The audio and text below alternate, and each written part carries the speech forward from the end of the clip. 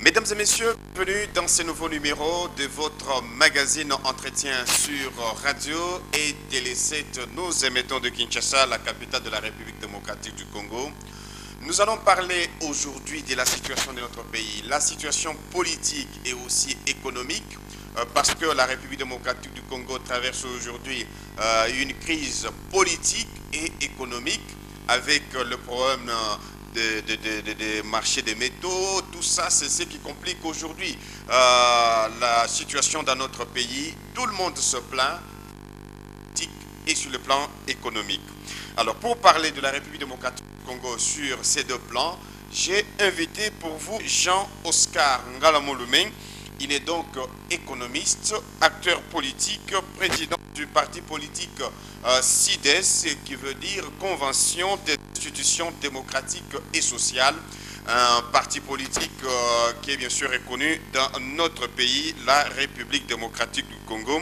Monsieur Jean-Oscar Ngalamolume, bonjour et bienvenue dans cet entretien. Bonjour, monsieur Oscar. Vous êtes président du parti politique CIDES, comme je venais de le dire. CIDES, c'est peut-être un parti qu'on entend à peine, alors que c'est un parti qui existe depuis très longtemps. Pourquoi ce silence au niveau du parti? Nous sommes résolus à travailler autrement par rapport aux nombreuses déclarations et faits d'annonce à la place du débat en toute responsabilité sur un projet de bonne gouvernance capable de rétablir les équilibres économiquement rompus. Vous comprendrez bien les pourquoi de ce silence, mais pourtant nous sommes partout à travers tous les territoires nationaux, nous sommes mieux implantés, et nous travaillons. Est-ce que ce n'est pas le moment de la campagne? À quoi bon de faire trop de bruit et sans pour autant être candidat pour tel ou tel poste de responsabilité? Alors, CIDES, est-ce la majorité? Nous sommes de la majorité, nous sommes de l'opposition républicaine. Opposition? Alors, ça veut dire quoi, opposition républicaine? Mais avant toute chose, je voudrais exprimer l'émotion de la peine que je ressens quant à la situation critique que traverse notre pays. 56 années après l'indépendance est une durée suffisamment longue devant permettre une réflexion profonde pour qu'apparaissent des tendances nouvelles. De ce fait, quelques questions majeures s'imposent. Elles consistent à savoir comment peut-on rendre la confiance et l'espoir au peuple congolais? Comment peut-on sortir le pays du gouffre de la crise politique, économique, sociale, voire même spirituelle qu'il traverse pendant cette période de l'histoire menacée? Voilà les quelques questions majeures auxquelles seuls les Congolais, de concert avec les membres de la communauté financière internationale, doivent trouver la réponse. Et pour répondre à votre question, l'opposition républicaine, elle est celle qui reconnaît et qui soutient les efforts fournis dans le passé par l'administration exemplaire, l'administration Kabila, condamne les échecs et propose les voies de solutions. C'est ça l'opposition républicaine. C'est ça l'opposition républicaine. Alors vous êtes différent de l'opposition des autres oppositions parce qu'il y en a beaucoup. Lorsqu'il s'agit, par exemple, si vous me poserez la question sur la réalisation de bilan du président Kabila, je vous dirais que dire tout a été bien fait serait faire preuve d'une naïveté déconcertante. Mais par contre, nous trouvons inconcevable de la part de ceux-là qui émettent des jugements sans nuance sur le bilan du président Kabila, sans se donner la moindre peine d'évaluer ce qui a été bien fait et ce qui reste à faire. Et la question qui intervient est celle de savoir, est-il juste d'affirmer qu'au Kabila n'a rien fait? Et pourtant, je ne suis pas kabiliste, je ne suis pas là pour défendre son bilan. Vous le faites déjà? Non, mais le bon sens me conduit à être juste et apprécier la situation à sa juste valeur. La question qui demeure est celle de savoir, est-il juste que Kabila n'a rien fait? Mais par contre, il est juste de confirmer que quelques chantiers de la République ont été réalisés et d'autres sont en cours d'accomplissement. Et parce que la construction du pays, c'est tout un programme qui se définit à des degrés différents, c'est-à-dire selon les différentes étapes à court, à moyen et à long terme. Et la construction du pays, c'est une question de continuité. Aujourd'hui, c'est Kabila, demain, ce sera quelqu'un d'autre, hier, c'était Mobutu. Mais il ne faut pas venir avec la politique de haute toit de là que je m'y mette sans qu'il y ait un projet quelconque qui démontre à l'ensemble de la population ce que vous comptez faire lorsque vous serez aux affaires. C'est là la différence. Ah ben, alors, même alors, Kabila lui-même soit là, est-ce qu'il avait déjà présenté un programme quelconque? Tout le monde avait adhéré? Nous devons savoir avancer. On dit qu'on ne peut comprendre le présent dans le but de construire l'avenir que lorsqu'on a la connaissance profonde du passé. Nous constatons qu'il y a quelques erreurs qui ont été commises dans le passé, d'où nous pouvons les éviter pour aller, disons, attaquer le problème autrement, d'une autre manière, avec l'assurance d'atteindre le but, c'est-à-dire faire de sorte à ce que le peuple, dont on parle parfois à tort à raison, se retrouve. Voilà la grande question. Alors, en tant que... Quelle est votre analyse objective de tout ce qui se passe aujourd'hui dans notre pays, République démocratique du Congo? Sur le plan politique ou économique? Sur le plan politique, c'est une partie de cette émission aussi. Sur le plan politique, lorsque les hommes sont en divergence, il est impérativement recommandé à ceux qu'ils se retrouvent dans le but de dégager des pistes de solutions qui favorisent la sérénité et l'entente. La diversité d'opinions n'est pas nécessairement le signe d'un échec dans les relations entre les membres de la même communauté. Elle est plutôt l'opinion en liberté et acte qui, pour l'intérêt supérieur de la nation, permet aux différentes parties en face, par le dialogue, de parvenir à un consensus humainement acceptable, et cela pour l'intérêt supérieur de la nation. Une chose qu'il faut retenir est celle-ci. Le Congo ne sera jamais reconstruit dans un climat de haine, d'exclusion et de vengeance, parce que les formes devant revêtir les bonnes relations entre toutes les filles et fils de ces pays s'inscrit dans la direction de la paix durable, et c'est-à-dire la majorité des Congolais veulent la paix et ne vivre que la paix, rien que la paix. Alors aujourd'hui, tout le monde veut la paix. Est du pays, vous avez appris les tueries à Beni, appris ce qui est arrivé à Chimbo central, des tueries. Est-ce que n'y a-t-il pas moyen de faire des choses autrement pour que on ne puisse pas encore pleurer dans ce pays, pour qu'on ne puisse pas encore des tout le 3 jours, 4... Lorsqu'on a un malade, il faut lui administrer un traitement approprié à la place des calmants.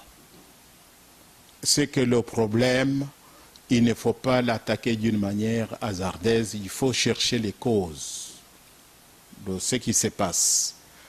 Moi, je vous dirais tout simplement que le problème du Congo est avant tout économique que politique. Et la démocratie dont on parle à tort à raison ne peut être possible que dans la société où il y a la quantité suffisante de biens et de services par rapport aux besoins de la population. Vous verrez que lorsqu'il arrive que les gens, admettons, parce qu'on ne veut pas parler de référendum, quelqu'un qui cite le mot référendum réveille même les morts. Admettons qu'on organise le référendum dans ce pays sur le point donné, par exemple, en posant la question aux Congolais, s'ils peuvent voter oui ou non, et s'ils peuvent voter pour ou contre le vol. Je suis sûr que la majorité des Congolais votera contre le vol. Mais le problème ne sera pas résolu parce qu'ils ont voté contre le vol. Le problème réside au niveau de ce que l'État met en face de celui qui a voté contre le vol, pas pour qu'il ne vole pas, mais pour qu'il ne soit pas en état de voler. Vous comprenez? À la place des slogans genre Objectif 80, changement de mentalité, nouvelle citoyenneté, c'est bien bon tout ça. Prenons l'exemple d'un enseignant qui habite par exemple Kintambo et qui enseigne à Matete. Avant d'aller à son travail, il doit emprunter le transport chez des voisins. Et lorsqu'il arrive à l'école où il doit passer l'examen à ses étudiants, sur 70 étudiants, il y a 40 qui réussissent à son examen. Les 30 qui ont échoué se concertent et préparent une enveloppe. Ils vont trouver le monsieur pour lui dire « Monsieur, nous, on ne veut pas refaire la classe ». En vous mettant à la place de cet enseignant qui a 3 mois de loyer impayé, le minerval des enfants impayé, l'électricité et l'eau impayées, bien qu'il soit animé d'une volonté exceptionnelle de changer la mentalité, et il se trouve devant les étudiants qui lui apportent une enveloppe en lui disant « Monsieur, nous, on ne veut pas refaire la classe, voilà le cadeau que nous avons préparé ». De quel côté ce professeur va se pencher? C'est qu'au lieu de commencer par ce que je dis pour le professeur, je peux aussi le dire pour un fonctionnaire, un huissier qui est chargé, par exemple, de transmettre les dossiers. Et lorsque vous venez avec le dossier, vous devez d'habitude mettre les sous-bassements. Et lorsqu'il contrôle, il trouve qu'il n'y a pas les sous-bassements, il vous le dit en face, il vous dit, mais tata, mais il y a un dossier Bolumbu Boy, ce qui est lingi de musique mi bonga, tiaka kambunda nakati.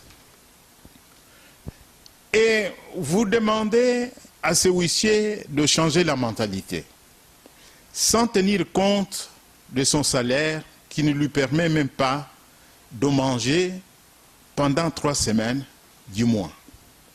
Et grâce à ces sous-bassements, c'est-à-dire autrement dit les matabiches, qu'il paye le transport pour venir à la chose, au lieu de l'emploi, et qu'il parvient à manger du 1er au 30, payer les études de ses enfants, et vous êtes en train de demander à ces fonctionnaires de changer la mentalité. C'est comme un papa qui interdit à son enfant, ou voire même le tape, lorsque l'enfant pleure, en disant à son père que j'ai faim. Papa, j'ai faim. Et lorsque l'enfant pleure parce qu'il a faim, le papa le tape encore. Mais moi, je crois que le problème, il faut l'attaquer à la source. Comme je disais qu'aux questions actuelles, nous devons y apporter des solutions proprement économiques, pénétrées d'intelligence et de raison.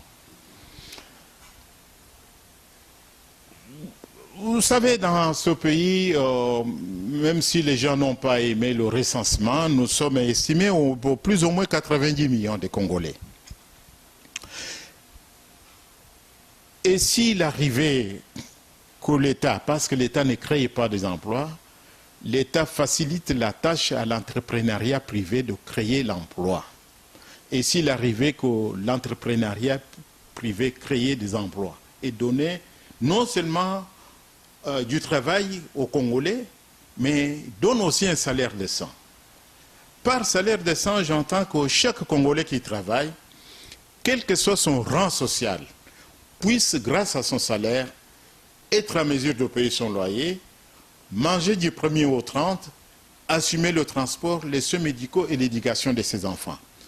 Les Congolais qui ont un salaire grâce auquel ils remplissent ces 5 conditions, sera en mesure de payer l'impôt à l'État. Savez-vous au moins que la première source du revenu de l'État vient de taxes et d'impôts? Et là, vous développez déjà votre, comment on dit, votre projet de société. Mais on n'est pas encore arrivé là. On est encore à ce sécuritaire. Je vous ai posé la question, quelles peuvent des solutions pour qu'on ne puisse pas encore pleurer demain? Parce que dans l'est du pays, on pleure. À Béni, on observe le deuil national. Ça va aller jusqu'à quand? Continuer à pleurer, à observer des deuils nationaux? Il faut que l'État ait les moyens de sa politique. L'État qui encaisse plus d'impôts sera en mesure de réorganiser et équiper les services de renseignement, équiper la police, l'armée et la fonction publique, et il payera décemment les fonctionnaires et les agents de l'État. Vous savez, un service qui n'est pas mieux organisé, vous comprendrez ma grande faiblesse avec les services de renseignement. Qui est-ce qui fait que les drames de Béni continuent à résister? C'est parce que on n'a pas pris les dispositions qui conviennent. Nous sommes devant la télé, il y a de ces choses que je ne peux pas dévoiler ici. Autrement dit, qui est-ce qui fait que le service s'organise et injecte même les Congolais parmi les ennemis pour avoir les renseignements de ce que les autres ont comme organisation? Ça fait partie du métier. Et pour ce faire, il faut avoir des moyens. Et pour que l'État ait des moyens, il doit aider les Congolais à trouver du travail. Comme on dit, help me to help you. Aidez-moi à vous aider. Aider aux Congolais de trouver du travail et avoir un salaire décent. Et lorsqu'on a un salaire décent, on paie ses impôts. Aujourd'hui, on parle toujours dialogue. Chercher un facilitateur international. Là, les acteurs politiques ne se mettent pas d'accord pour la tenue de ce dialogue. Vous, au niveau politique, au niveau de votre plateforme opposition patriotique républicaine, quelle est votre décision, votre option par rapport à cette initiative du dialogue? Je vous ai dit tout à l'heure qu'on ne peut comprendre le présent dans le but de construire l'avenir que lorsqu'on a la connaissance profonde du passé. La question que je me pose, c'est de savoir si les Congolais avaient une mémoire courte. La conférence nationale souveraine, qui avait fait 2 ans et demi, 3 ans dans d'autres pays africains, ici, chez nous, elle a mis plus de 6 ans. Jusqu'au lieu de trouver un compromis politique avec Mobutu, les mêmes radicalistes d'alors, ce sont les mêmes radicalistes qu'on trouve aujourd'hui. Ces radicalistes ont favorisé le déclenchement Je ne dis pas de la rébellion, mais des rébellions à l'est du pays qui ont tué plus de 6 millions de Congolais. À qui mettrons-nous tous ces drames sur le dos de ces 6 millions de Congolais tués? Et comme on dit que les mêmes causes apportent les mêmes effets, aujourd'hui nous sommes en train de revivre le même cinéma que nous avons vécu pendant la période de la conférence nationale souveraine. L'OPER est parmi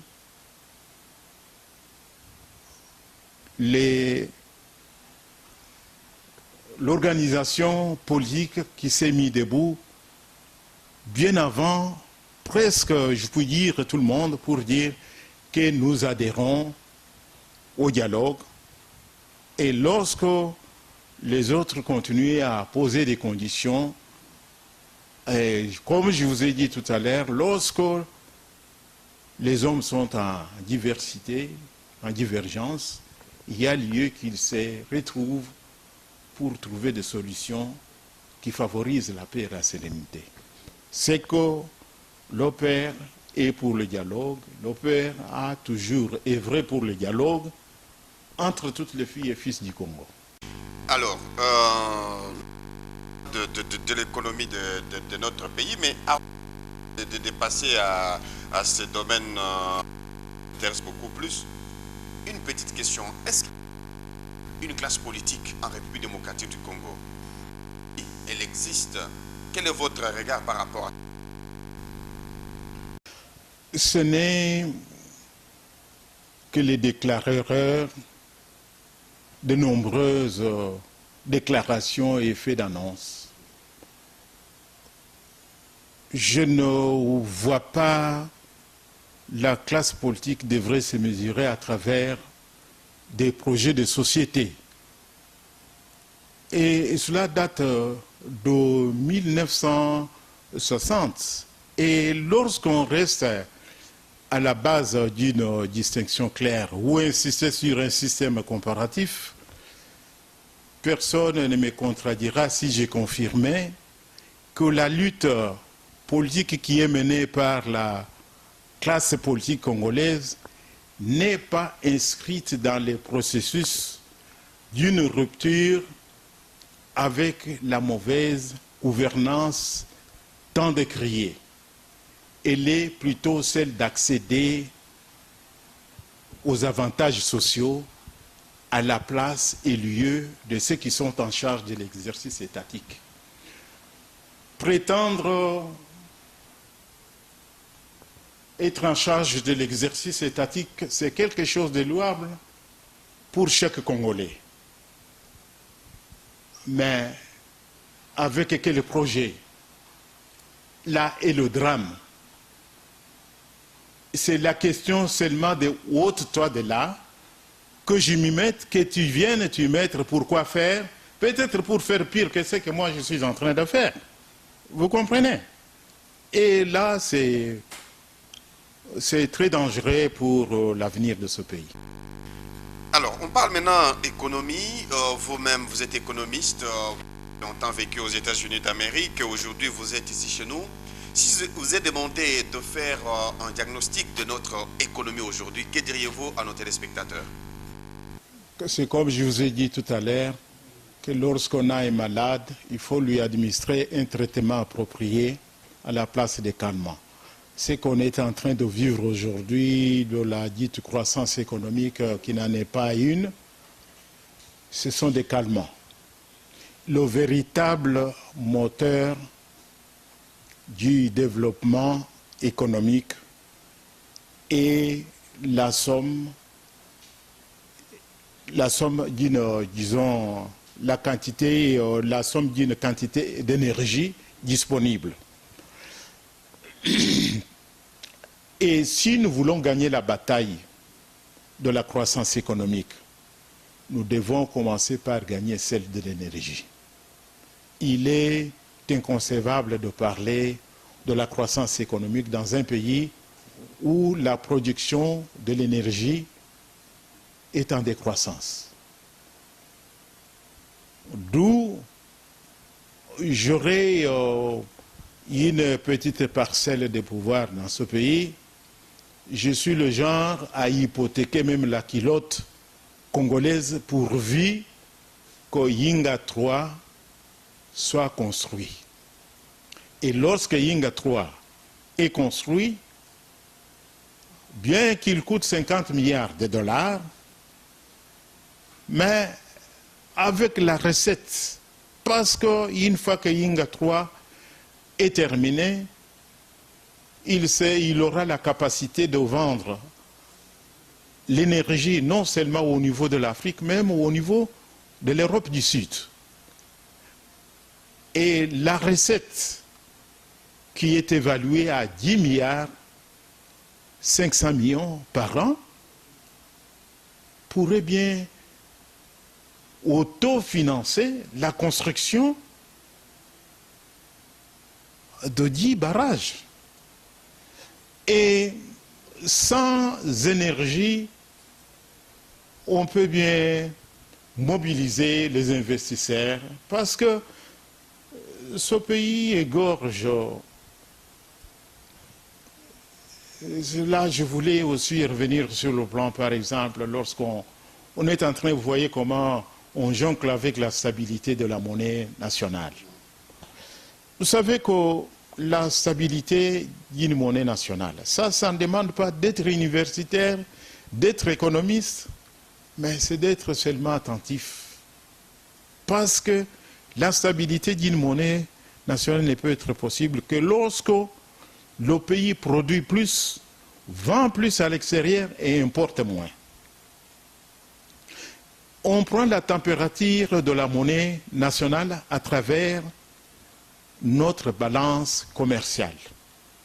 Et aujourd'hui, la question que nous pouvons nous poser, c'est de savoir qu'est-ce que le pays produit, qu'est-ce qu'il vend à l'extérieur et qu'est-ce qu'il importe. Et lorsque on essaie un peu de trouver, on essaie un peu de trouver les balances entre les deux, on trouve que nous importons tout, même les poissons qui meurent de vieillesse dans nos rivières ici chez nous. Nous importons. Vous savez que tout ce que nous importons de l'extérieur, nous les achetons en devises, c'est-à-dire en dollars. Et tout ce que nous vendons aussi à l'extérieur, nous vendons en choses en devises, c'est-à-dire en dollars. Mais lorsqu'on équilibre, on voit que nous avons dépensé plus pour acheter que nous n'avons vendu, c'est qu'il y a de quoi que notre monnaie soit instable. Ça ne demande pas d'être économiste ou bien d'être universitaire pour comprendre cela. Alors, quelles sont les pistes de solutions aujourd'hui pour élever l'économie de la République démocratique du Congo? La question qui demeure est celle-ci. Le Congo est-il en mesure d'autofinancer sa construction? La réponse est certes non. Pourquoi? Parce que par l'autofinancement, j'entends le prélèvement d'une partie de ses avoirs personnels, c'est-à-dire l'épargne. Avant d'épargner, il faut avoir produit et commercialisé. Attention, avant de produire, il faut toujours avoir le capital. Étant donné que le pays n'a pas de capital, qu'il ne suffit pas d'être élu président de la République à rentrer chez lui et dormir. Celui qui a faim, c'est celui qui va, c'est celui qui a. Il faut mobiliser des capitaux frais. Non seulement les mobiliser, mais renforcer aussi le contrôle de l'affectation de ces capitaux vers le réaménagement des facteurs de la production nationale, c'est-à-dire la création de nombreux emplois et des salaires décents pour la meilleure consommation. Et vous constaterez que les membres de la communauté occidentales, lorsqu'ils nous apportent telle ou telle aide avec leur argent, ils vous disent que c'est l'argent de leurs contribuables. Pourquoi? Parce que leurs contribuables travaillent et payent des impôts. Et vous constaterez aussi que les membres de la communauté occidentale ne sont pas plus intéressés à la politique active pour devenir député, devenir conseiller à la mairie, devenir gouverneur, devenir ceci, cela, comme c'est le cas ici. Et qui est-ce qui fait que les Congolais s'intéressent plus à la politique comme ça? Parce qu'ils ont trouvé que c'est une façon de se faire de l'argent facilement, parce qu'il n'y a pas d'emploi. Mais à l'extérieur, je vous dirais, le cas par exemple des États-Unis d'Amérique, vous verrez difficilement les gens s'intéresser à la politique active. Pourquoi? Parce qu'il sait bien qu'avec son travail, il a un salaire qui lui permet de manger du 1er au 30, d'assumer le transport, les soins médicaux, l'éducation des enfants. Et tout ça sans se donner la moindre peine d'être député ou de devenir ceci et cela. Vous comprenez?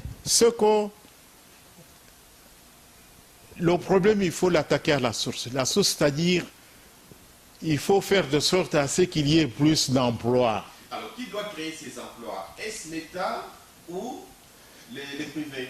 L'État n'a jamais été créateur d'emplois. L'État a le devoir de faciliter la tâche à l'entrepreneuriat privé, seul capable de créer plus d'emplois et de donner des salaires décents aux travailleurs. Alors, c'est ce qui s'est fait ici chez nous? Là, je vous laisserai les soins à l'avenir orienter les événements. D'accord, voilà. Monsieur Jean-Oscar Ngalamolomé, nous allons pouvoir terminer cet entretien. Je vous ai suivi juste au début que vous êtes parmi ceux-là qui soutiennent les efforts de Joseph Kabila à travers le OPER, vous avez dit, OPER. C'est peut-être, c'est pour vous un appel de pied pour être de la majorité présidentielle? Mais il serait malvenu de chercher à devenir membre de la majorité présidentielle lorsque les autres sont en train de quitter le bateau parce qu'ils ont trouvé que le mandat du président de la République tend vers sa fin. Non, il faut être sincère avec non seulement soi-même, avec ceux qui vous entourent et ceux qui nous regardent. Lorsqu'on dit que dire que Kabila n'a rien fait, c'est faux. Et parce que vous savez que la gestion de l'État se définit dans la continuité. Ceux qui viendront demain ne vont plus reconstruire, par exemple, boulevard Lumumba. Ne vont plus reconstruire, par exemple, boulevard Kasavubu. Ne vont plus reconstruire. Et il y a une route qui va jusqu'à Kenge, tout ça. Il a fait ce qu'il pouvait faire. Comme on dit que la plus belle femme du monde ne peut donner que ce qu'elle a. Il a fait ce qu'il pouvait faire. Mais quant à dire qu'il n'a rien fait, là c'est faux. Donc il a fait quelque chose. Il a fait quelque chose. Alors, il faut soutenir. Peut continuer. Voilà. Nous allons pouvoir terminer, à moins que vous ayez peut-être une conclusion.